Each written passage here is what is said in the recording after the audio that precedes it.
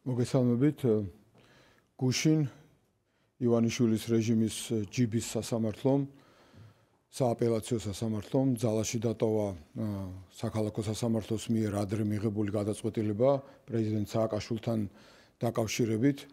მას შემდეგ რაც მას თითქოს მოპარული ჰქონდა 19 მილიარდი და ამას ედავებოდნენ, შემდეგ ეს რეჟიმი დავიდა იქამდე, რომ პრეზიდენტ სააკაშვილს ედავებიან და მიუსაჯეს პატიმრობა იმის გამო, რომ თითქოს მან 9 მილიონი გაფლანგა, ანუ არასწორად დახარჯა, როდესაც ყველაფერი მის ანგარიშებში წარმოდგენილია, არაფერი დამალული არ არის იმ ხარჯებთან დაკავშირებით, რაც როგორც სახელმწიფოს მეთაურმა, როგორც ქვეყნის უმაღლესმა მთავარსარდალმა გააკეთა თავისი მოღვაწეობის დროს საქართველოს ინტერესებიდან გამომდინარე და ეს არის ბუნებრივია სხვადასხვა საერთაშორისო ვიზიტები, ლიდერების მიღებაც და ბუნებრივია სხვა ყველა ხარჯი, რომელიც ჭირდება ადამიანს და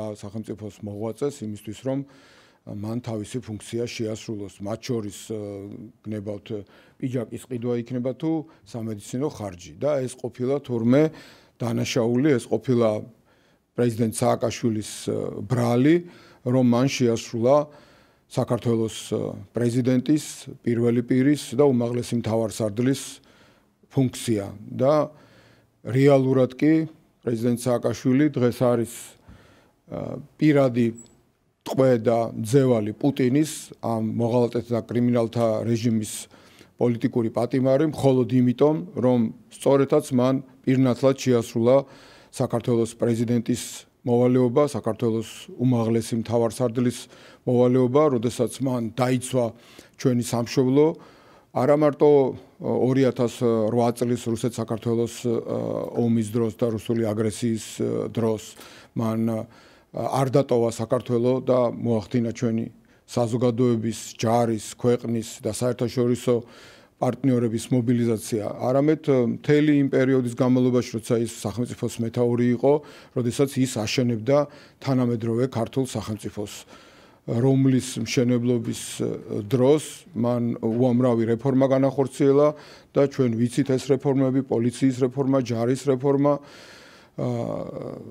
საბაჟო, საგადასახადოს, ქვეყნის ეკონომიკის 4-ჯერ გაზრდა, ბიუჯეტის 11-ჯერ გაზრდა, შესაბამისად 11-ჯერ და მეტჯერ გაზრდა პენსიების, ხელფასების და საქართველოს მკვიდრად დაყენება ევროკავშირსა და ნატოში გაწევრიანების გზაზე, რაც არის საქართველოს მშვიდობიანი გამთლიანების გზა და რაც არის საქართველოს აყვავების განვითარების ცივილიზებული დემოკრატიული სახელმწიფოს მშენებლობის გზა, რამაც უნდა დააბრუნოს ქვეყანაში სამშობლოდან სიდუხჭირისა და პოლიტიკური დევნის გამო გადახვეწილი ჩვენი ემიგრაცია, რომელიც უკვე მილიონზე მეტ სითვლის აი ამ მოღალატეთა და კრიმინალთა რეჟიმის მმართველობის პერიოდში და თურმე რა თქმა უნდა ამ მოღალატეებისა და პუტინის აზრით ეს ყოფილა დანაშაული. თუ ეს დანაშაულია, რომ ქართულ სახელმწიფოს აშენებ, თუ ეს დანაშაულია, რომ შენს ერს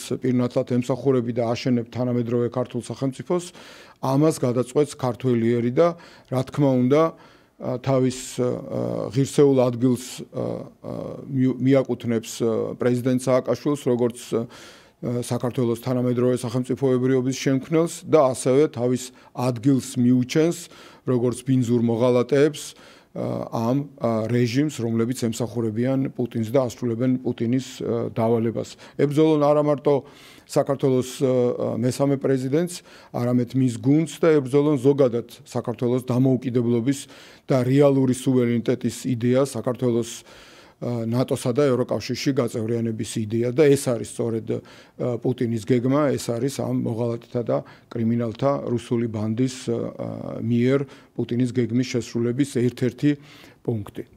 ხა მეორე, რაც მინდოდა ასევე აღმენიშნა, კიდევ ერთხელ მინდა ჩვენი გუნდის სახელით მიულოცო მოლდოველ ერს დიდი გამარჯვება რაშისტულ რუსეთზე და მის სპეცოპერაციაზე, რომლის ჩატარებას ასევე ცდილობდნენ მოლდოვაში, რაც თავის დროზე გამოუვიდათ 2012 წელს საქართველოში.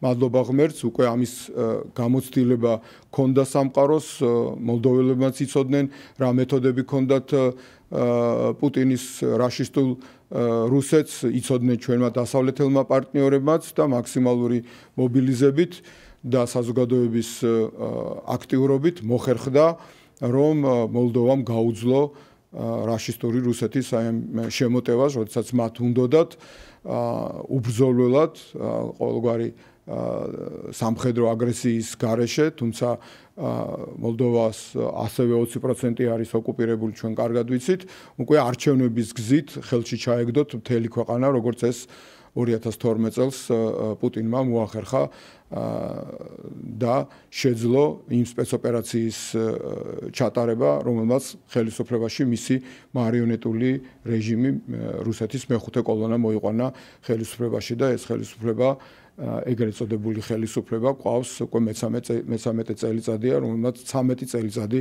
დააკარგია ჩვენს ქვეყანას და უკან დახია მთელი რიგი მიმართულებებით და მისი წყალობით 1 მილიონზე მეტი ქართველი გაიქცა საქართველოდან და ქვეყანა იქითკენ მიექანება, რომ საქართველო დარჩება ქართველების გარეშე თუ ასე გაგრძელდა. აი ეს არ გამოუვიდა პუტინს მოლდოვაში და კიდევ ერთხელ ულოცავთ მოლდოվել ხალხს ამ დიდ გამარჯვებას. ეს ნიშნავს, რომ მოლდოვა გააგრძელებს სწრაფი ტემპით ევროკავშირში გაწევრიანებას, ცივილიზებული, დემოკრატიული და აყვავებული სახელმწიფოს მშენებლობას და ჩვენთვის ეს ძალიან მნიშვნელოვანია, რადგანაც მოლდოვაც აღმოსავლეთ ევროპის ქვეყანაა, მოლდოვა მნიშვნელოვანია უკრაინაში ნათელი ძალების, უკრაინის და მთელი ცივილიზებული სამყაროს გამარჯვებისათვის და ეს ასევე რა თქმა უნდა ენთუზიაზმატებს ქართულ საზოგადოებას, რადგანაც კიდევ ერთხელ აჩვენებს, რომ როდესაც გიპირისპირდება რაშისტური რუსეთი, საქმე უიმედოდ არ არის, თუ კი არის საზოგადოება ერთმუშტად შეკრული და თუ კი საზოგადოება უპირისპირდება ერთიანი ძალისხმევით ამ შემოტევას, გამოწვევას და აგრესიას. აი სწორედ ეს მორიგი გამოწვევა გვაქვს ჩვენ 4 ოქტომბერს და ჩვენ ასევე მშვიდობიანად, როგორც მოლდოველმა ხალხმა, უნდა შეძლოს რუსეთის დამარცხება და მშვიდობიანად და არაზალადობრივად უნდა ვუთხრათ ყველამ ერთად არა ამ მოღალატეთა და კრიმინალთა რუსულ ბანდას და გაუშვათ ხელისუფლებიდან და საქართველოს კვლავ დავაბრუნოთ ცივილიზებული განვითარების ევროკავშირსა და ნატოში გაწევრიანების გზაზე, რაც კიდევ ერთხელ ვიმეორებ, არის საქართველოს მშვიდობიანი გამთლიანების გზა. ამ თემაზე ჩაგიკითხებით, ირაკლი კობახიძე, საარმიულოცია გამარჯვება მოლდოვის პროევროპული ძალებისთვის. რა სიგნალია ეს და რუსეთი დაამარცხა ფაქტობრივად მოლდოვა. და ოცნებებს მილოცვის ნაცვლად მათ აიგნორებს. ჩამოიშალა თუ არა ოცნების ომის პროპაგანდა, თითქოს ევროკავშირში გაწევრიანების სანაცვლოდ ვინმე ომში ჩართვას ითხოვს. მოლდოვის მაგალითზე რას ფიქრობთ, ჩამოიშალა თუ არა ამ მაგალითმა ეს პროპაგანდა? ისედაც ყველა გონიერი და ნორმალური ადამიანისთვის ნათელია, რომ არავინ ჩვენი ცივილიზებული დასავლეთელი სამყაროს წარმომადგენლებიდან ჩვენი მეგობრები არავინ არ ითხოვს არც მოლდოვასგან, არც საქართველოსგან ომს იმის საფასურად, რომ ჩვენ გავწევრიანდეთ ევროკავშირში. ეს არის ტკნარი ტყუილი მოგონილი რუსეთის კრემლის პროპაგანდისტულ სხვადასხვა ინსტიტუტში, რომელსაც გზავნიან საქართველოში, გზავნიდნენ მოლდოვაში, მაგრამ მოლდოვაში ამან არ იმუშავა. საქართველოში, რა თქმა უნდა, ძალიან ბევრი არის ის მექანიზმი, რომელიც ამ მიმართულებით მუშაობს და ეს რეჟიმი სწორედ ამ ტყუილს და ცინიკურ უტიფარ ტყუილს ავრცელებს ჩვენს ქვეყანაში და სულ არ არის გასაკვირი, რომ პუტინის მეხუთე კოლონამ არ მიულოცა გამარჯვება მოლდოվել ხალხს და არ მიულოცა რუსეთის დამარცხება. სულ არ არის გასაკვირი, აბსოლუტურად ბუნებრივია და რაღაცა თითთან გამოწვეული მიზეზის თქვა, რომ თურმე მოლდოვა იმის გამო რომ დსთ-შია, ამიტომ არ მიულოცავს რუსი კობახიძე, რომელიც საქართველოს პირდაპირ რუსეთის გუბერნიისკენ და ბელორუსიზაციისა და კადიროვიზაციისკენ ეკაჩება, თურმე არ მიულოცავს მოლდოვას. დსთ-ში ყოფნა აბსოლუტურად არანაირად ხელს არ უშლის ქვეყანას თუ უნდა ნორმალური ცივილიზებული განვითარება ეს მოლდოვამაც აჩვენებს აგერ ჩვენი მეზობელი სომხეთიც თუ არის ნება რომ იყო მართლა სუვერენული, მართლა თავისუფალი ქვეყანა, შენ გაქვს საშუალება იმოძრაო წინ და ეს თითთან გამოწვეული მიზეზები, რა თქმა უნდა, შეუულიათ საკენკის სახით დაუყარონ იმათ, ვინც ჯერ კიდევ ყავთ გაბრიყვებული საბედნიერო ჩვენს ქვეყანაში, ასეთი სულ უფრო და უფრო ცოტაა და დარწმუნებული ვარ, ქართული საზოგადოების აბსოლუტურ უმრავლესობას ძალიან კარგად ესმის რა მოხდა მოლდოვაში, რომ რაშისტური რუსეთი დამარცხდა და რომ ნამდვილად ყველა ნორმალური ადამიანი, ვისაც უნდა საქართველოს უკეთესი მომავალი, საქართველოს ცივილიზებული მომავალი, ასევე არის გახარებული, რადგანაც ისინი ხვდებიან, რომ ჩვენი რეგიონი არის ურთიერთ კავშირში და ამ თვალსაზრისით მოლდოველი ხალხის რაშისტულ რუსეთზე და მის სპეცოპერაციაზე გამარჯვებაც ასევე მნიშვნელოვანია, როგორც უკრაინისთვის, ისე საქართველოსთვის და კიდევ ერთხელ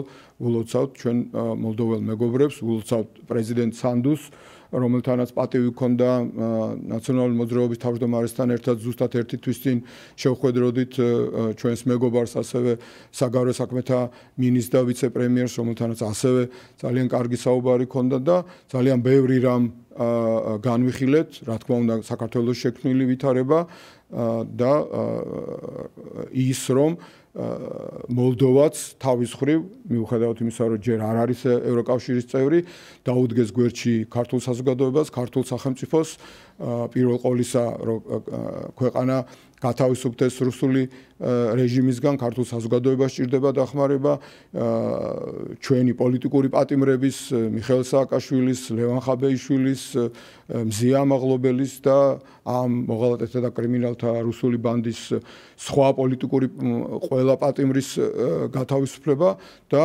ის რომ მოლდოველები ჩვენს გვერდით იქნებიან, როდესაც საქართველოს შეძლებს ამ რეჟიმისგან გათავისუფლებას და კვლავ დაადგება ევროკავშირში გაწევრიანების გზაზე, რა თქმა უნდა, ჩვენ მათი იმედი გვაქვს და კიდევ ერთხელ პირადად მათაც აქედან ერთიანი ნაციონალური მოძრაობის სახელით, პრეზიდენტ სააკაშვილის გუნდის სახელით მიულოცავ მათ და უსურვებ წარმატებას იმ საქმეში, რასაც ქვია ცივილიზებული, განვითარებული ევროპული მოლდოვური სახელმწიფოს მშენებლობა. ენჯოების შემდეგ ახალ უნივერსიტეტებს იყენებთ პროცესების რადიკალიზაციისთვის.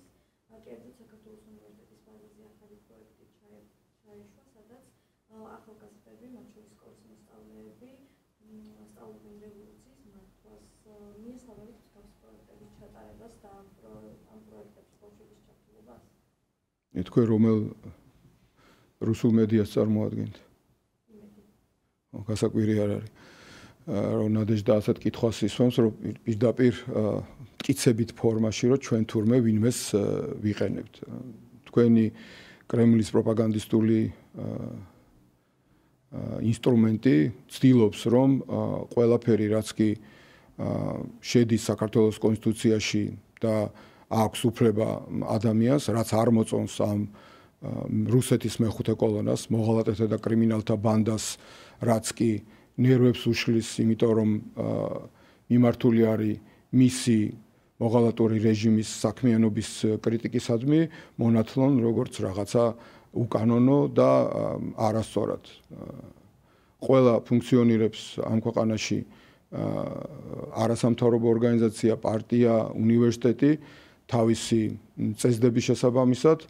მეორეა რომ ამ კრიმინალურ რეჟიმს არ აწყობს არც უნივერსიტეტის ფუნქციონირება, არც ახალგაზრდების განათლება, არც არასამთავრობოები მოწონს, არც თავისუფალი მედია მოწონს და ბუნებრივია არც ის პოლიტიკური პარტიები ნაციონალური მოძრაობის მეთაურობით მოწონს, ვინც მათ აკრიტიკებს, ვინც მათ კორუფციას ამხელს და ვისაც უნდა რომ ჩვენ მშვიდობიანად არაძალადობრივი გზით მოვიცილოთ თავიდან ეს მოღალატეთა და კრიმინალთა რუსული ბანდა და საქართველოს კვლავ დავაბრუნოთ ევროკავშირსა და ნატოში გაწევრიანების გზაზე.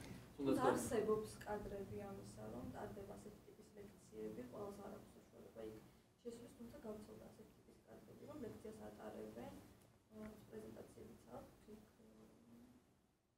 არსებობს ამის კადრები, ეს არ არის დაგწეული. ამის რისი? აი რაც მე გითხარით, რომ პროექტი არსებობს, სადაც ასწავლიან ახალგაზრდებს, სკოლის მოსწავლეებს. ანუ სწავლა და განათლება არის მიუღებელი, ხო? ამ მოღალატეთა ბანდის აზრით, აბა? მათ შორის განათლების მიღება ნებისმიერ თემაზე არის კარგი. ყველაფერი უნდა იცოდეს, ადამიანებმა ყველანაირი ცოდნა უნდა მიიღონ.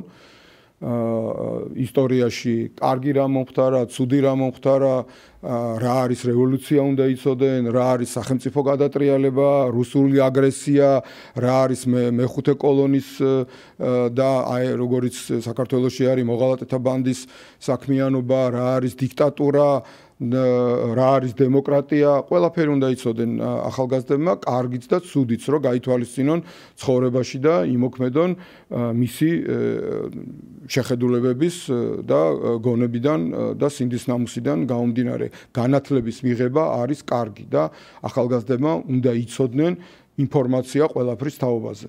მაგრამ მეორე არის, რომ ამ კრიმინალურ რეჟიმს, ამ პუტინის მსახურებს არ აწყობს, რომ ახალგაზრდებმა იცოდნენ ის, რაც მათ არ აწყობთ. აი ეს არის მთელი ალიაბალია ამ ამბის. ასეთ ტიპის პროექტები განათლების მიღებად გესახებათ თქვენ? რა თქმა უნდა, განათლება არის. ყველანაირი ინფორმაციის მიღება არის განათლება. რევოლუციასთან დაკავშირებით, მშვიდობასთან დაკავშირებით, დემოკრატიასთან დაკავშირებით, ომთან დაკავშირებით, აგრესიასთან დაკავშირებით, მის მოგერიებასთან დაკავშირებით, ყველანაირი ინფორმაცია, რომ შესაბამისი კვალიფიკაციის და შესაბამისი ფაკულტეტის სტუდენტებმა უნდა მიიღონ, ბუნებრივია. და რა არის ამაში არაკანონიერი ან რაიმე დასაძრახი, რომ ადამიანებს ჰქონდეთ ინფორმაცია. აი ეს არის დამფრთხალი რუსული რეჟიმის, კრიმინალური რეჟიმის რეაქცია ადამიანების, ახალგაზრდების განათლებაზე. ნებისმიერ რაღაცაში ან უნდათ დაინახონ, ან ელანდებათ, ან უნდათ რომ პროპაგანდისტულად წარმოაჩინონ, რომ რაღაცა ვიღაცა აკეთებს არასწორად, ისე როგორც მათ არ მოწონთ და ასე შემდეგ. უნივერსიტეტები ასწავლიან ახალგაზრდებს. უნივერსიტეტები არის ადგილი, სადაც ასწავლიან ახალგაზრდებს და აწვდიან ინფორმაციას ბევრ სხვადასხვა საქმესთან დაკავშირებით. ისევე როგორც ვერ გაიგო ამ რეჟიმმა და თქვენაერი კრემლის PR და პროპაგანდისტული სამსახურების ხელმძღვანელებმა, რომ ელჩები, როდესაც ხვდებიან სხვადასხვა ადამიანებს, ხვდებიან ყველანაირ ადამიანებს. ყველა ტიპის ადამიანს, ვინც მოწონს ამ რეჟიმს და ვინც არ მოწონს ამ რეჟიმს, ვინც მხარს უჭერს ამ რეჟიმს და ვინც აკრიტიკებს ამ რეჟიმს. ელჩის საქმე არის ეს. ისევე როგორც უნივერსიტეტის საქმე არის, რომ რაღაცა დადებითი ისტორიები ასწავლოს და ისტორიაში არსებული უარყოფითი, ასე ვთქვათ, ფაქტებიც ასწავლოს და ადამიანებს ჰქონდეთ ინფორმაცია, ახალგაზრდებს ჰქონდეს ყველაფერსთან დაკავშირებით წარმოდგენა და შემდეგ ბუნებრივია ეს ინფორმაცია თავის ცხოვრებაში სამეცნიერო საქმიანობა იქნება თუ სხვა საქმიანობა გამოიყენონ ისე როგორც ჩათვლიან საჭიროდ კანონის შესაბამისად.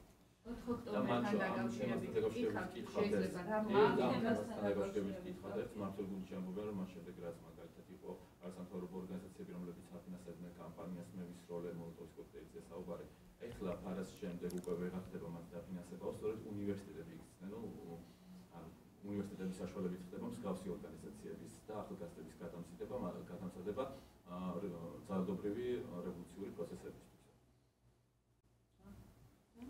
ეს რომ შეაფასოთ, როგორ ფიქრობთ, თქვენს მომიყენება თუ არა ამჯერად უნივერსიტეტები იმისთვის, რომ უცხოური თანხები დაიხარჯოს? თქვენ აღქმის პრობლემა გაქვთ საერთოდ? აბა ეხა 5 წუთი რაზე ვილაპარაკე? შემდეგი თემა. კარგი, 4 ოქტომბერთან დაკავშირებით გკითხავთ და მანამდე ერთ-ერთი აქტივისტის განცხადებას ამოგიკითხავთ, რომელიც ნანა სანდერი არის ერთ-ერთი აქტივისტი, რომელიც ამბობს, რომ შეგრებილია უკაცრავად ეხლა აქ იმიტომ გავა რომ აქტივისტების ცალკეულ განცხადებებზე ვაკეთო კომენტარი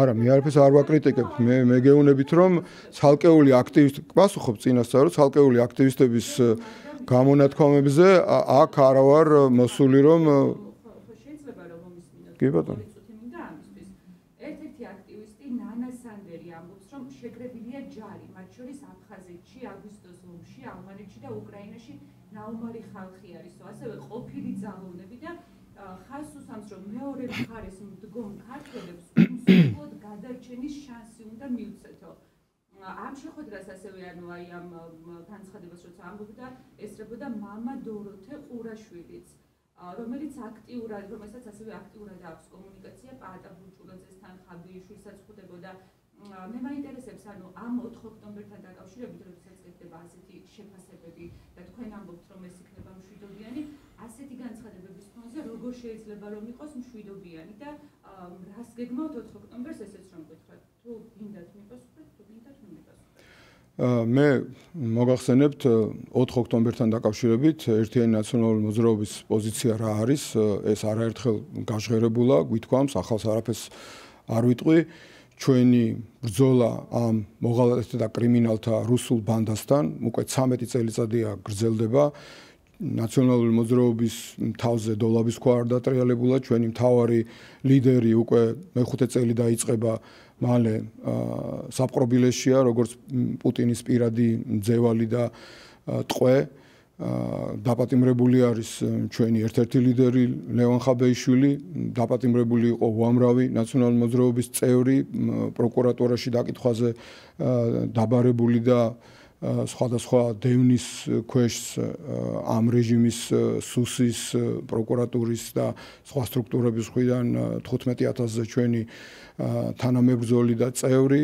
რა თქმა უნდა სამსახურებიდან ყველა გაგდებული პოლიტიკური დევნის გამო სამშობლოდან გადახვეწილი უამრავი ადამიანი ჩვენი ოფისები დარბეული ჩვენი წევრები გალახული თავგატეხილი ჩვენ ვიხილეთ სროლები ჩვენს წინააღმდეგ და ყველაფერი რაც კი შეიძლება ძალადობრივი განხორციელებული იყო ნაციონალურ მოძრაობაზე ეს განახორციელა ამ პუტინისტურმა რეჟიმმა მაგრამ ჩვენი ბრძოლის გზა ჩვენი მეთოდი ხაზგასმით ყოველთვის იყო არის და იქნება მშვიდობიანი არაძალადობრივი იმიტომ რომ საქართველოში ძალადობა ეს არის რუსეთის სტილი ჩვენ კარგად დავინახეთ მთელი ამ წლების განმავლობაში რამდენი ადამიანი ცემეს რამდენს თვალები დათხარეს რამდენი მიიყვანეს სიკვდილამდე ნახეთ ჟურნალისტები რომელთა თავებზე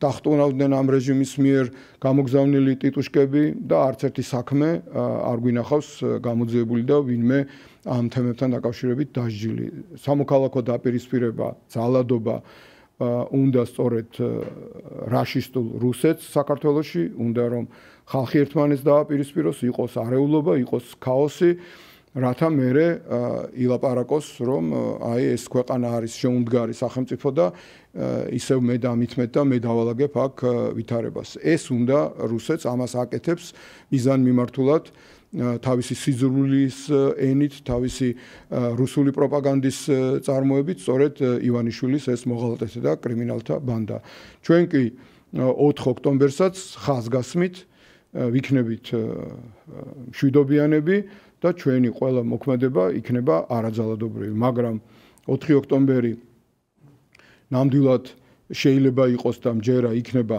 ქართველი ხალხის გამარჯვება თუ ჩვენ ვიქნებით ძალიან ბევრი თუ ქართველი ხალხი იქნება ერთიანი ორგანიზებული და თუ ყველანი ერთად მშვიდობიანად და არაძალადობრივად ვეტყვით წადის ამ მოღალატეთა და კრიმინალთა რუსულ ბანდას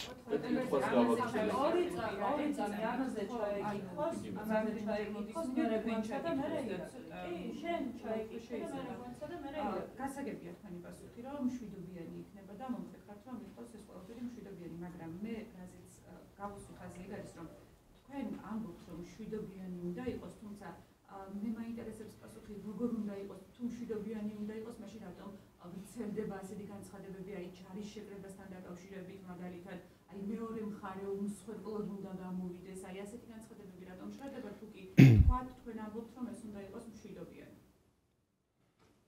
მე არ ვიცი შეიძლება ამ განცხადებებს თქვენ არ ვცელებთ და თქვენ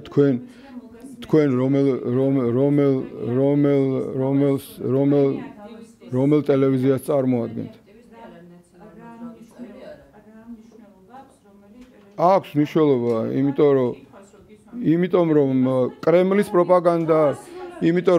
პროპაგანდა არის ეს, რომ ვიღაცამ რაღაცა თქვა და თურმე ეხლა ნაციონალური მოძრაობის სახელით ჩვენ ვიღაცამ რაღაცა სადღაც რატო თქვა, ამაზე უნდა ვაკეთო კომენტარი, რაც არის ჩვენი კომენტარი და ჩვენი პოზიცია 4 ოქტომბერთან დაკავშირებით გითხარით და ვიღაცა სადღაც ვიღაცას რაღაცას ათქმევინებთ და მე ამაზე უნდა თქვენი სიუჟეტები ააგოთ, ეს არავის არ აინტერესებს. მე ვფიქრობ, ქართულ საზოგადოებას აინტერესებს რა არის ნაციონალური მოძრაობის მიდგომა 4 ოქტომბერთან დაკავშირებით. კიდევ ერთხელ გლაპარაკობთ, ჩვენ აქ არა ვართ შეკრებილები, იმიტომ რომ ცალკეული მოქალაქეების განცხადებების კომენტარები ვაკეთოთ. საზოგადოებას აინტერესებს ნაციონალური მოძრაობის პოზიცია რა არის 4 ოქტომბერთან დაკავშირებით და მოგახსენებთ ნაციონალური მოძრაობა როგორ აპირებს ბრძოლის გაგრძელებას, როგორც იყო აქამდე მშვიდობიანი და არაძალადობრივი, 4 ოქტომბერსაც იქნება მშვიდობიანი და არაძალადობრივი. ეს აინტერესებს ქართულ ხალხს და ამას მოგახსენებთ. ახლა ცალკეული ადამიანების თქვენს მიერ დანიშნულის თუ თქვენს გარეშე არა აქვს მნიშვნელობა განცხადებების კომენტარებს, აქ ნამდვილად ვერ დავკავდებით, იმიტომ რომ საქართველოში უამრავი ადამიანი სხვადასხვა განცხადებას აკეთებს. ყველა ადამიანი თავისუფალია და შესაბამისად ყველას განცხადებას არ გავაკეთებ. ჩვენ გვაქვს მნიშვნელოვანი რა არის იცოდეს ხალხმა რა არის ჩვენი პრინციპი, რა არის ჩვენი მიდგომა. და კიდევ ერთხელ ვამბობ, რომ ნებისმიერი საუბარი ძალადობაზე, ძალადობისკენ ასე ვთქვათ, წაყვანა სიტუაციისა, ეს აწყობს კრემლს, ეს აწყობს რაშისტულ რუსეთს და ეს აწყობს მათ მეხუთე კოლონას, მოღალატეთა და კრიმინალთა ივანიშვილის რუსულ ბანდას.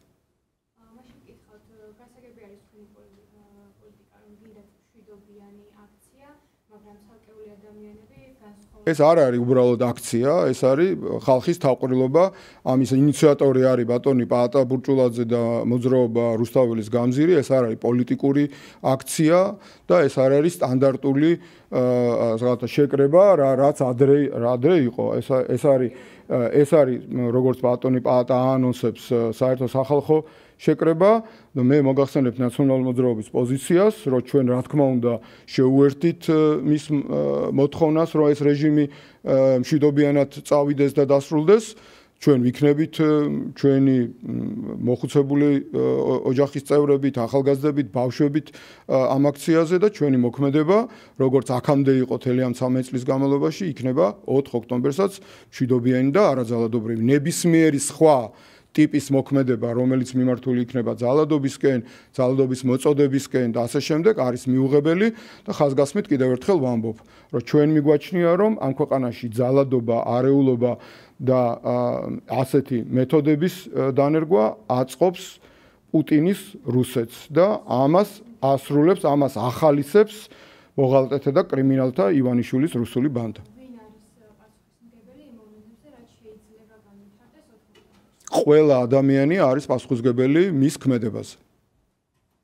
თითოეული მოქალაქე ვართ პასუხისმგებელი ჩვენს მოქმედებაზე. კიდევ ერთხელ ვამბობ, თუ რეჟიმმა ეს პროცესი წარმართა არამშვიდობიანად, ეს იქნება ამ რეჟიმის ბრალი. თუ ვინმე იქნება პროვოკატორი და რაიმეს ისეთ ჩაიდენს, რაც ჩვენი არაძალადობრივი და მშვიდობიანი პროტესტის პრინციპის მოწინააღმდეგე იქნება, ისიც თვითონ როგორც მოქალაქე აგებს პასუხს საზოგადოების წინაშეც და კანონის წინაშე. ყველა მოქალაქე თვითონ აგებს პასუხს მის ქმედებაზე.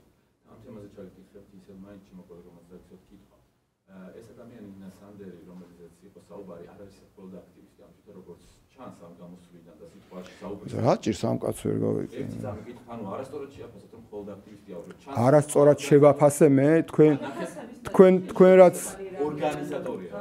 თქვენ რაც გაწყობთ, ისე მე არასდროს არ გიპასუხებთ, იმიტომ რომ წარმოადგენთ კრემლის პროპაგანდის ინსტრუმენტს და კრემლის პროპაგანდის ინსტრუმენტს როგორც აწყობს, ისე არასდროს არ გიპასუხებთ, იმიტომ რომ თქვენ ხართ კრემლის პროპაგანდით დაკავებული და ძალიან მეცოდებით, როცა რომ ამ დღეში ხართ, მესმის ხელფასი გჭირდება და ასე შემდეგ. თუ გუცფელად გჯერათ ამ კრემლის პროპაგანდის, მით უფრო მაგრად მეცოდებით. მაგრამ გაგეცით ამაზე პასუხი. საუბრობთ საქართველოსთვის 4 ოქტომბრის აქციის ორგანიზატორი არ არის გიპასუხა. თვითონ საუბრობენ რომ გეგმავენ 4 ოქტომბრისთვის გარკვეულ სცენარს. ყველა ადამიანს შეუძლია თავისი მოქმედება თვითონ დაგეგმოს. და ყველა ადამიანი, საქართველოს ყველა მოქალაქე თავის მოქმედებას, აი რო გაიღვიძებს, ან მანამდე სანამ დაიძინებს, დაგეგმავს და მოქმედებს. ყველას აქვს ამის უფლება და მე ხა ვერ დაგიწყებთ აქ საუბარს, ცალკეული მოქალაქეები, ინდივიდუალური იქნება თუ მცირე თუ საშუალო თუ დიდი ჯგუფის წარმომადგენლები, სხვა ორგანიზაციის წარმომადგენლები, რას ლაპარაკობენ, როგორ ლაპარაკობენ.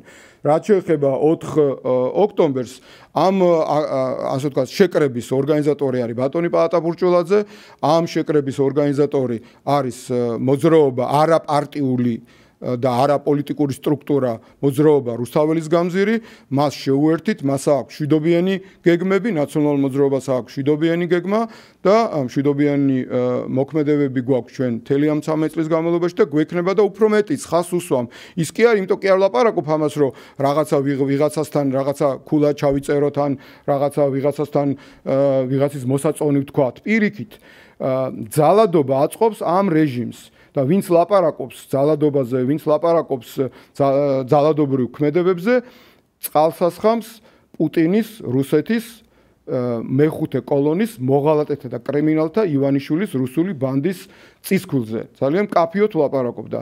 დანარჩენი ვინ რას ლაპარაკობს, როგორ ლაპარაკობს, ამას საზოგადოება თვითონ თუ დაჭირდა, დაინტერესდება და გაიგებს, მე მოგახსენებთ აი აქ ამ ტრიბუნასთან ნაციონალური მოძრაობის პოზიციას.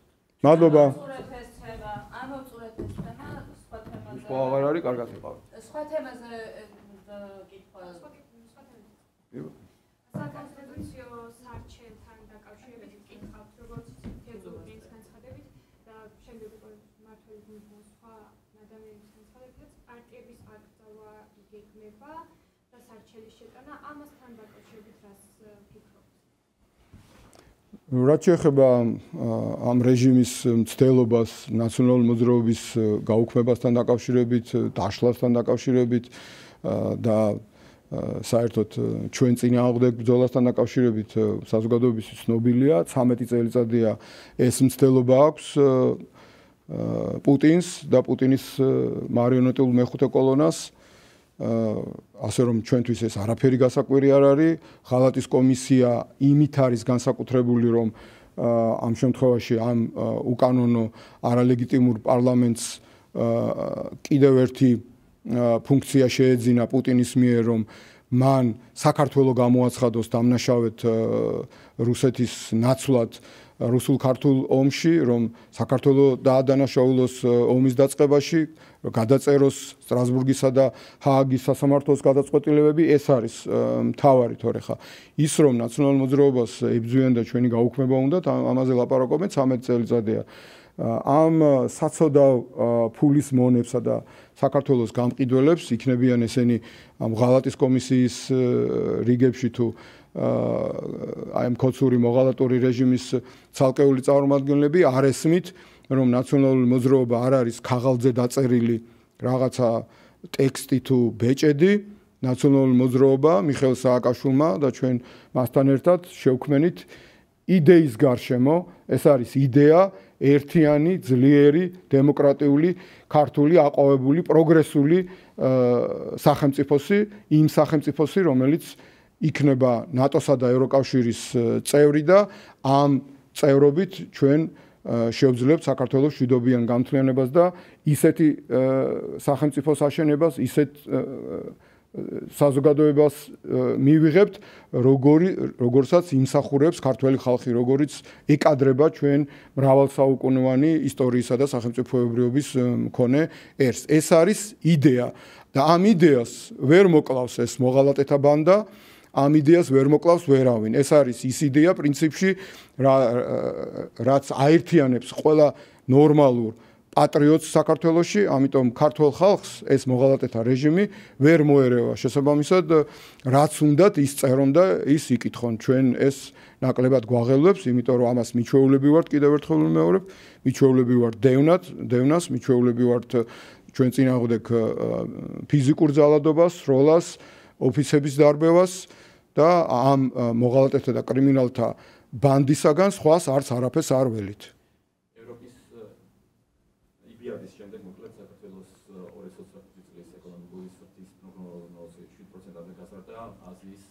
განვითარების ბანკმაც, როგორც ფიქრობთ, როგორ აისახება საქართველოს მოქალაქეებზე, ზოგადად ასეთი ავტორიტეტული ორგანიზაციების მაჩვენებელს როგორ შეაფასებთ რას ნიშნავს? ძალიან კარგია რომ ეს შეკითხვა დაისვა, მექნება საშუალება ცოტა უფრო ვრცლად უპასუხო. ახლა ეს კრიმინალური რეჟიმი, რომელიც თავიდან ბოლომდე ჩაფლული არის კორუფციაში და მართავს კრიმინალის მეშვეობით, ცდილობს მისი პროპაგანდისტული არხების მეშვეობით ქართველ ხალხს დაანახოს ამოტრიალებული რეალობა. ქართველი ხალხი, რომელიც სიდუხჭირისგან ძალიან მძიმე მდგომარეობაშია, ეს ჩვენ კარგად ვიცით და ქართულმა საზოგადოებამ კარგად იცის, ამ სიდუხჭირის გამო, არა მარტო პოლიტიკური დევნის გამო, არის სწორედ ამ 13 წლის განმავლობაში იმაზე მეტი ადამიანი თავისი ნებით საქართველოსდან წასული და ეს არის 1 მილიონზე მეტი, ვიდრე თავისი ნების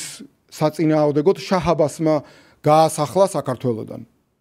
აი შაჰ-აბასზე უფრო უარესი დღე დააყარა ბიძინა ივანიშვილმა და მისმა მოღალატურმა ბანდამ ქართველ ხალხს, რომ ქართველები თავისი ნებით გარბიან ჩვენი სამშობლოდან და ეს ყველაფერი უნდათ რომ წარმოაჩინონ მათი გაყალბებული სტატისტიკით, აი იმ სტატისტიკით, რომელიც ითვალისწინებს, რომ აი მაგალითად $700,000 რო ერთი ჯიხური სადღაც რაღაცას გადაახურდავებს, აი მაგ სტატისტიკაში შეყავთ, რომ თურმე საქართველოს ეკონომიკა იზრდება და რა საამური ყოფილა ცხოვრება და რა კარგად არის საქმე. აი თვითონ რომ მილიონებს, ასეულობით მილიონებს და მილიარდებს იპარავენ და აი ეს კრიმინალური ნაღები, აი ეს უფრო სწორად ნაგავი, რომელიც თავზე მოექცა საქართველოს სადღაც 1-2-3% რომ იჯიბავს ამ მილიარდებს იპარავენ ბიუჯეტიდან, წოვენ ეკონომიკიდან და ხალხის დატერორების ხარჯზე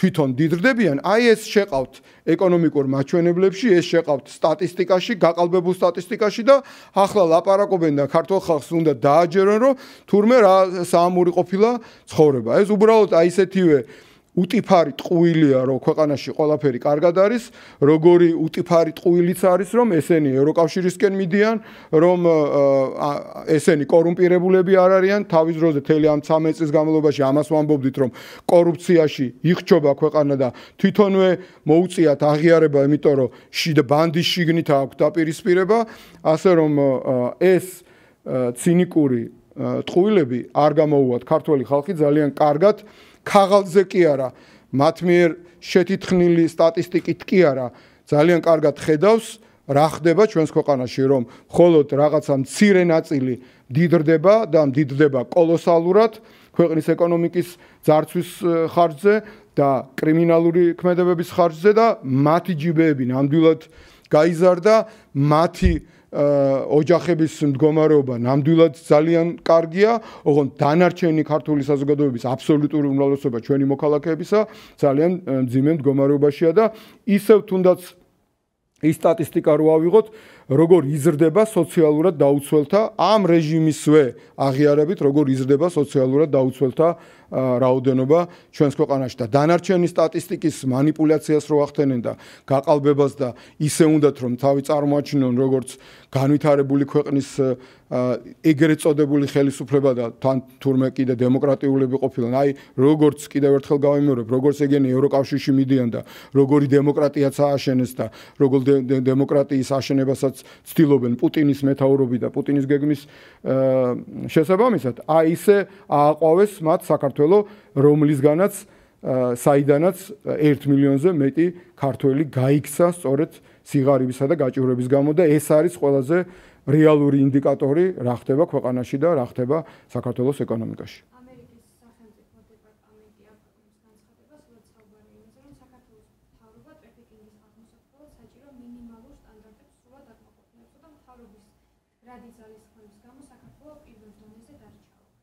ამასთან დაკავშირებით ანუ უნდა გვიხაროდეს, რომ სადღაც დავრჩით, ხო? ისევ როგორც თურმე ძალიან მაგარი განვითარება რო არის და აი რეიტინგების კომპანია 13 წლის წინ რო იყო საქართველოს BB დონეზე, თუ იცით ეს ეკონომიკური შეფასება, აი 13 წლის დონეზე ვარ დღესაც. იმის იქით ნაბიჯი არ გადაუდგამ საქართველოს. საფრთხის ანგარიში აქვს გამოცემულია რეკომენდაცია, რომ ამ მიმართულებით უფრო უნდა გააქტიურდეს მუშაობა, როგორ ფიქრობთ თქვენ ამ მიმართულებით უნდა წავიდეს, გააქტიურდეს ეს მუშაობა, ტრაფიკინგზეა საუბარი. თუ ტრაფიკინგზე არის საუბარი, ტრაფიკინგის მიმართულებით უნდა გააქტიურდეს, ესე იგი. თქვენ მართლა ახმის პრობლემა გააქვთ? არის აღნიშნული, მაგრამ უფრო საჭირო რეკომენდაცია არის გაცემული, რომ უნდა გააქტიურდეს მუშაობა. თქვენ როგორ ფიქრობთ, დამატებით რა ღონისძიებები შეიძლება გატარდეს ამ მიმართულებით? ანუ ეხლა მე უნდა მოვყვე მთავრობის პროგრამა ტრაფიკინგის წინააღმდეგ რა აღონიზებები უნდა გატარდეს, ამას ელოდებით ჩვენგან? გარკვეულ შეფასება თქვენი მოსაზრება რომ დააფიქსიროთ, სად ხედავთ პრობლემას გამოწვევას? პრობლემას ვხედავ მოღალატური კრიმინალური ბანდის არსებობაში ჩვენს ქვეყანაში და ამ კრიმინალური ბანდის პირობებში ცალკეული რაღაცა სოფლის მეურნეობაში თუ ტრაფიკინგის საკითხში შეიძლება რაღაცა ნაბიჯი გადაიდგას ბურკინა ფასოსთან შედარებით უკეთესი, მაგრამ ეს კარდინალურად არ გამოცვლის არაფერს. ეს რეჟიმი არის ჩვენი ქვეყნის უკან დამხევი. ამ რეჟიმმა ჩვენ ქვეყანას ყველა მიმართულებით დააკარგია 13 წელიწადი. ამ რეჟიმმა ისე გააკეთა, რომ საქართველოსდან გაიქცა 1 მილიონზე მეტი ქართველი. უფრო მეტი ქართველი გაიქცა საქართველოსდან, ვიდრე შაჰ-აბასმა გაასახლა თავისი ნების საწინააღმდეგოდ. აი ეს არის ამ რეჟიმის ნამოქმედარი 13 წლის განმავლობაში და შესაბამისად ცალკეული მისი რაღაცა სტრუქტურების და უწყებების ქმედებების გამოსწორებით თუ რაღაცა წინადადებების შეთავაზებით კარდინალურად მდგომარეობა არ შეიცვლება. რეჟიმი უნდა შეიცვალოს, უნდა იყოს ნამდვილად ხალხის მიერ არჩეული ხელისუფლება, რომელიც საქართველოს კონსტიტუციას ცემს პატივს, ხელისუფლება, რომელიც ქართველი ხალხის მისწრაფებებს რომ იყოს ნატოსა და ევროკავშირის წევრი ჩვენი ქვეყანა ცემს პატივს, რომელსაც არ ეყოლება პოლიტიკური პატიმრები, რომელსაც არ ეყოლება სინდისის პატიმრები, რომელიც არ ზდევნის მედიას, თავისუფალ მედიას, არ ზდევნის არასამთავრობო ორგანიზაციებს, არ ზდევნის განსხვავებული აზრის მქონე ადამიანებს, პოლიტიკურ ოპონენტებს, პოლიტიკურ პარტიებს, აი ასეთი ქვეყანა როცა იქნება, მაშინ ტრაფიკინგის წინააღმდეგ ბრძოლის საკითხებზე მსჯელობის საშუალებაც გვექნება და ამ მიმართულებით მდგომარეობის გამოსწორების, კორუფციის დაძლევის, სიღარიბის დაძლევის, ინვესტიციების მოზიდვის, ნატოში გაწევრიანების და საქართველოს მშვიდობიანი გამთლიანების საკითხებზეც შეგვეძლება ვისაუბროთ. ახლა ამ მოღალატეთა და კრიმინალთა რუსული ბანდის ხელში, რომელიც ასრულებს პუტინის გეგმას, ნამდვილად აზრი არ აქვს არაფერს, იმიტომ რომ რასაც აკეთებენ, ერთი თუ შეიძლება გააკეთონ საჩვენებლად, ორს აფუჭებენ და 10-ს აფუჭებენ. მაგალითად, ერთ ხეს რო რგავენ, იმ ერთი ხის დარგვის ნაცვლად შეიძლება და იმ ფულით დარგულიყო მაგალითად 5 ხე. ერთი ხეს დარგავენ, რასაც მივესალმები და უბრალოდ დააკლეს, თქვათ, ამა თუ იმ სკვერს თუ პარკს 4 ხე. 13 წელიწადია აღმოსავლეთ დასავლეთის შემაერთებელი გზა ვერ გააკეთეს. ვერ გააკეთეს რატო? იმიტომ რომ არ გაძღა მათი მუცელი და მილიონები, ასეულობით მილიონები აქვთ მოპარული. თვითონვე მათმა პროკურატურამ თქვა, რომ მაგალითად თუნდაც ერთ მონაკვეთზე სამტრედია გრიგოლეთის მონაკვეთზე არის მოპარულიო 700 მილიონიო. წლების წინ თქვა 700 მილიონი მარტო ერთ პატარა მონაკვეთზე. რამე გიკითხავთ, რომელიმე აი აქ ვინც ხედხართ, გიკითხავთ საწავი და 700 მილიონი უკვე წლების წინ რომ არის მოპარული. აი გიკითხავთ აი ამ ბოლო პერიოდის განმავლობაში, აი 1 თვის, 2 თვის, 3 თვის, ნახევარი წლის განმავლობაში რომელიმეს მოგიკითხავთ, ქართველი ხალხის 700 მილიონი საწავი და რომ მოიპარეს, ვინმეს დააბრუნებიეს ის ბიუჯეტში, ვინმეს პასუხი აგებიეს. არა, იმიტომ რომ თქვენ არ ვიცი პირადად კიდევ ასე ვთქვათ პერსონალურად არაფერი პრეტენზია არ აქვს, მაგრამ თქვენ ემსახურებით კრემლის პროპაგანდის ინსტრუმენტის აი ამ ინტერესებს და თქვენი ტელევიზიების მფლობელები სწორედ ამას აკეთებენ. იმიტომ რომ ემსახურებიან კრემლის პროპაგანდას, ემსახურებიან აი ამ რეჟიმს. და თქვენ ამ ასეთ შეკითხვებით არსად არ გზავნიან ხელისუფლებაში, არ გზავნიან და არ ეკითხებიან, რომ აი ეს ვინ მოიპარა? აი ამ ხრის განმავლობაში ეს ხალხის ფული ვინ მოიპარა და ვინ აგო ამაზე პასუხი? ესეთი რაღაცები თქვენ არ გაინტერესებთ. რატო გაიქცა 1 მილიონი ადამიანი საქართველოსდან? ამას თქვენ არ ეკითხებით ხელისუფლებას. ევროსაბჭოს საპარლამენტო ასამბლეაში გაიმართა ბრიფინგი, რომელსაც ევროპელი დეპუტატებიც ესწრებოდნენ და ისინი ამბობდნენ, რომ საქართველოში არსებული მდგომარეობა არის მიუღებელი და ისინი მოუწოდებენ ქართულ ოცნებას შეწყვეტოს უკუსვა ავტორიტარიზმისკენ. ამ ბრიფინგზე მონაწილეობას იღებდა კოალიცია ცვლილებებისთვისაც. ზოგადად რას ფიქრობთ ევროპელი დეპუტატების ამ შეფასებებზე? სამწუხაროდ საქართველოში ის მდგომარეობაა, რომ ჩვენ ევროპელ მეგობრებს უწევს ამგვარი შეფასებების გაკეთება. ჩვენ სარკეზე კი არ უნდა გავბრაზდეთ, როდესაც სარკის როლს ამ შემთხვევაში ჩვენი მეგობრები თამაშობენ. თუ გვაქვს სურვილი, რომ ქვეყანაში არსებული მძიმე მდგომარეობა დემოკრატიის კუთხით გამოსწორდეს, უნდა შევცვალოთ ეს მოღალატეთა და კრიმინალთა რუსული ბანდა, რომელიც ახორციელებს პუტინის გეგმას საქართველოში, რომელიც ყველაფერს აკეთებს იმისათვის, რომ საქართველოს ჩამოაშოროს მის ნამდვილ მეგობრებს და ნამდვილი მეგობრები არიან ისინი, ამერიკის შეერთებული შტატები, ევროკავშირი, დიდი ბრიტანეთის სხვები, რომლებიც მაგალითად მთელი ამ წლების განმავლობაში ახორციელებენ ჩვენი რუსეთის მიერ დროებით ოკუპირებული ტერიტორიების არაღიარების პოლიტიკას. აი ამათგან გვაშორებს ეს რეჟიმი, ამათ ლანძღავს, ამათ უპირისპირდებათ, ამათ ეძახის ომის პარტიას, Deep States, სად გაქრა ის ომის პარტია გადაკეთდა Deep State-ად? ხო და აი ამ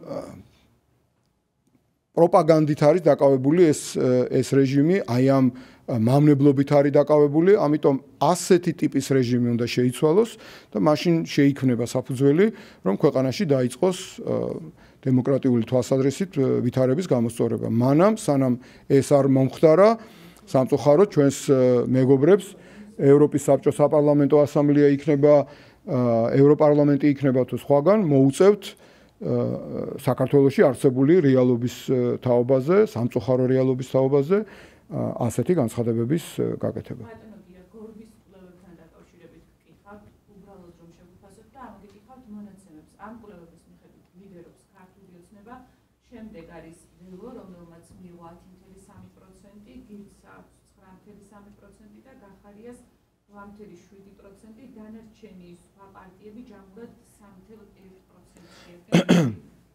შანსები და რა შეგუფასოთ ეს კვლევები?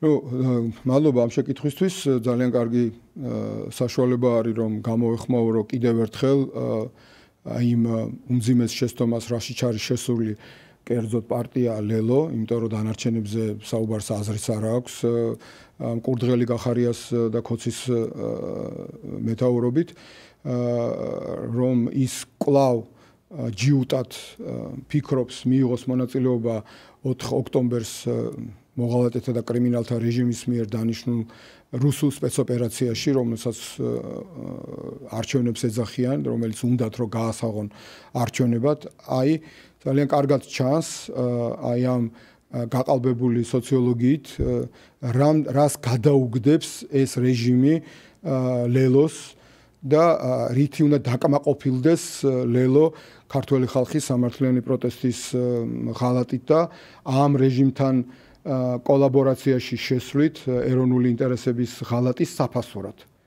აი ეს იქნება მათი საფასური. ვერაფერს რო ვერ გამოგლიჯავენ თბილისის მერი იქნება თუ ეს სხვა თვითმმართველი ქალაქების მერობა, ეს ძალიან კარგად თვითონაც მშვენივრად იციან, მაგრამ აი საკრებულოებში სადღაც შეიძლება მე დაუმატონ, რომ აი თურმე გორბინთლად კორექტული არ იყო და ლელომ უფრო მეტი მიიღო და 15%-ს გადაუგდებენ და ეს იქნება აი ამ ღალატის საფასური და 15% თბილისის საკრებულოში თუ სხვაგან საკრებულოებში დაახლოებით პლუს მინუს ექნებათ ხელფასიანი თანამდებობები. და აი ეს არის საფასური ამ რეჟიმთან, მოღალატურ და კრიმინალურ რეჟიმთან კოლაბორაციისა და იმისა, რომ გაემიჯნენ ქართულ საზოგადოებას და იღებენ მონაწილეობას რუსულ სპეცოპერაციაში, რომელიც რეჟიმს უნდა რომ წარმოაჩინოს, რომ აი მეტნაკლებად მაინც ხო დემოკრატიულია და აგერ ოპოზიციური პარტიები იღებენ მონაწილეობას, აი არჩევნებს ვატარებს და აბა რას გვერდჩით და რატო გვაკრიტიკებთ აი ამ პროცესში. რა თქმა უნდა, ამითი რეჟიმი ლეგიტიმაციას ვერ შეიძენს 2024-ის საპარლამენტო არჩევნები იყო თავიდან ბოლომდე ტოტალურად გაყალბებული, ამიტომ ის არავინ არ აღიარა, არც ქვეყნის შიგნით, არც ქვეყნის გარეთ.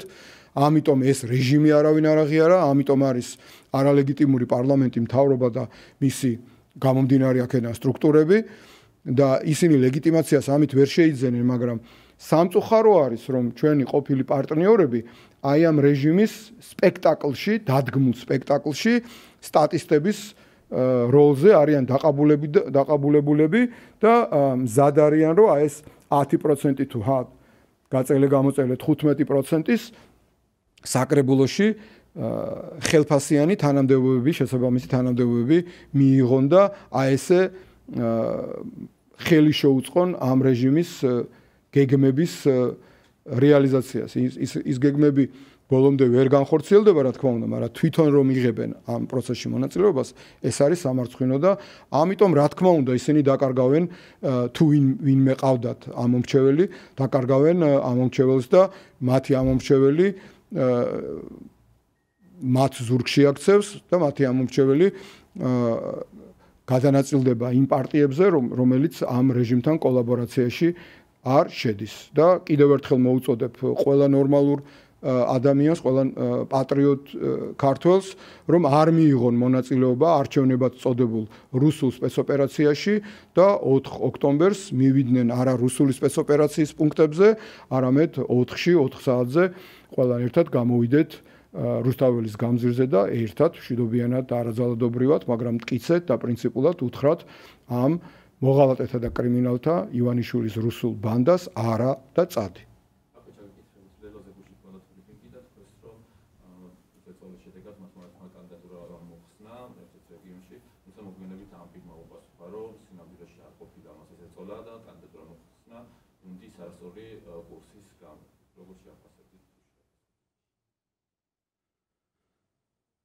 ლელოში გაუკვირდათ ამ რეჟიმის მხრიდან ზეწოლა?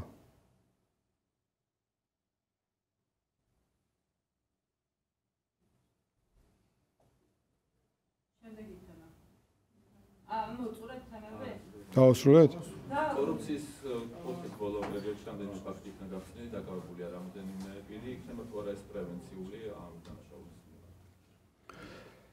ეს რეჟიმი თავიდან ბოლომდე არის კორუმპირებული, აი ჩამპალი კორუმპირებული ბანდა, კრიმინალების ბანდა, რომელიც ამ წლების განმავლობაში საქართველოს ბიუჯეტიდან, საქართველოს ეკონომიკიდან წოვდა სისხლს, წოვდა ფინანსებს, წოვდა ფულს და მათ სხვანაირად ფუნქციონირება არ წარმოუდგენიათ.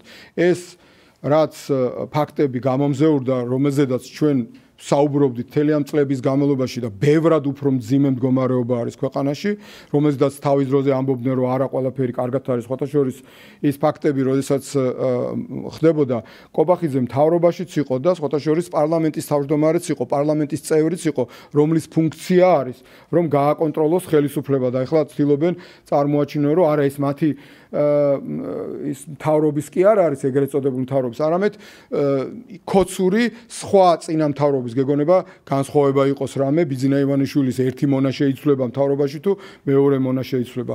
ეს არის შიდა კლანური ბანდის შიგნით დაპირისპირება აი ამ უზარმაზარ თანხაზე, რომელიც მათ მოიპარეს და ეს არის დაახლოებით 100 მილიარდი ლარი. 100 მილიარდი ლარი. აი მარტო ერთ სფეროში რაც კობახიძემ თქვა, რომ 700 მილიონის ეკონომია გავაკეთეთო, ბჭყალებში ეკონომია, სახელმწიფო საწარმოებშიო, ხო? 700 მილიონი ლარი გადაამრავლეთ 13 წელიწადზე, დაახლოებით 10 მილიარდი ლარია. მარტო ერთ სფეროში. მოპარული, ანუ 700 მილიონი იფლანგებოდა ერთი წლის განმავლობაში. გადაამრავლეთ 13 წელიწადზე რამდენი არის? 10 მილიარდი, რაც იპარებოდა მარტო ერთ სფეროში. ეხლა რამდენი იპარება ენერგეტიკაში? რამდენი იპარება გზების მშენებლობაში? აგერ ერთი მაგალითი მოგიყვანეთ, პატარა მონაკვეთზე 700 მილიონი არის მოპარული. გადამრავლეს ეს 13-ზე. რა ხდება სოციალურ სფეროში, რა ხდება სოფლის მეურნეობაში, რა ხდება გაზის ტრანსპორტირებაში, უამრავ სხვა სფეროში, ჯარში რა ხდება, აგერ თვითონ თავისი პირით თქვეს შიდა კლანური დაპირისპირების გამო როგორ იპარავდნენ მათი ჩინოვნიკები, ქოცები, ბიძინა ივანიშვილის მონები ფულს და ჯარს როგორ აცლიდან კუთვნილ დაფინანსებას, ხო? აი ეს ყველაფერი გადაამრავლეთ 13 წელიწადზე და მიხვალთ მინიმუმ 100 მილიარდამდე და როცა ფულის მონის წინაშე დგას 100 მილიარდის თემა და ამდენი ფული არის. ბუნებრივია ისინი ერთმანეთს ჭამენ კიდევაც და თუ დაუსვით ამ ბოლო დროს კითხვა რატო კლავდნენ თავიანთ ერთგულ თანამებრძოლს აჭარის ყოფილ პირველ პირს რატო კლავდნენ და თუ არ კლავდნენ და უარესი თვითონ მიიყვანეს იმ მდგომარეობამდე რომ თავს იკლავდა რატო იკლავდა თავს სად არის ეს საქმე სად არის ის ჩანაწერები რომელზეც ლაპარაკობდნენ რომ ჩაწერილია როგორ დგება იარაღს იღებს და ასე შემდეგ სად არის რატო არ ეკითხებით შეკითხული ხართ აი შეკითხვა დაგისვამთ აი ამ ერთი დღის განმავლობაში ორი დღის განმავლობაში ერთი კვირის განმავლობაში ეს შეკითხვა დაგისვამთ რომელიმეს აი აქ ვინც ხართ წარმოდგენილი იკითხავთ ადამიანს რო კლავდნენ ან თავს რო იკლავდა უფრო უარესი თავს რო იკლავდა იქამდე რომ მიიყვანეს რატო არ უსვამთ ამ შეკითხვას თავიდან ბოლომდე დამპალი ჩამპალი კორუმპირებული კრიმინალური ხელისუფლებაა და ამას არაფერი არ ეშველება და ჩვენ ქვეყანას არაფერი არ ეშველება სანამ ეს რეჟიმი არ მოცილდება ამიტომ მკრეხელობა ამ ხელისუფლების ეგრეთ წოდებული ხელისუფლების და ამ ბანდის წარმომადგენლების მხრიდან კორუფციასთან ბრძოლაზე საუბარზე ისეთივე მკრეხელობაა როგორც მათ რო დაიწყონ დემოკრატიის განვითარებაზე საუბარი და ისეთივე მკრეხელობაა არჩევნებზე საუბარი მათი მხრიდან როდესაც არჩევნებიც გაუქმებულია სამართალის გაუქმებულია სასამართლოს პროკურატურას პოლიციას ჯიბისა აქვს და ყველაფერი არის მათ ჭკუაზე მოქმედი მარტო ბიძინა ივანიშვილის ხელისუფლებაში დარჩენის გამო ბაჩაშვილის საქმე პროცესები მიმდინარეობს სასამართლო პროცესები თავისუფლების ფაქტზე და იწყება ასევე სამართლებრივი პროცესები მისი მშობლების მიმართაც რომ ხელი შეუწყეს ფულის გადაწყვეტის საქმეში ბაჩაშვილს და როგორც შეფასებით აი ამ პროცესებად ესეც არ არის აბსოლუტურად გასაკვირი, როდესაც მაფიოზურ კლანში განხეთქილებაა და ვერ გაიყოფენ ფულს, როდესაც თავის დროზე ბიტკოინების ქარხანა ქონდა ბიძინა ივანიშვილს, სადაც ასევე ბაჩიაშვილიც იყო და ელექტროენერგიაში 8 თეთრს იხდიდნენ, როდესაც რიგითი ქართველი, აი თითოეული თქვენთაგანი, თქვენი ოჯახის წევრები და ჩვენი მოქალაქეები 23 თეთრს ვიხდით 25-26 თეთრს ვიხდით ისინი ბიძინა ივანიშვილი რომ იხდიდა 8 თეთრს და მილიარდებს აკეთებდა ქართული ენერგეტიკის ხარჯზე, ქართული ეკონომიკის ხარჯზე. ახლა რაღაცა ვერ გაიყვეს მისივე ერთგულ ასე ვთქვათ პარტნიორთან. და იმის განადგურება გადაწყვიტა ზუსტად მაფიოზური მეთოდები და მისთვის აბსოლუტურად სულ ერთია როგორ იძიებს შურს პირადად მასზე, ცემს, დააპატიმრებს მისი ოჯახის წევრებს, დაიჭერს, ვიღაცას მოკლავს, ეს არის ამ ბანდის მოქმედების წესი, აი მაფიის მოქმედების წესი. ამიტომ უნდა მოვიცილოთ ეს მოღალატეთა და კრიმინალთა ბანდა, აი ეს მაფიოზები საქართველოს ხელისუფლებიდან.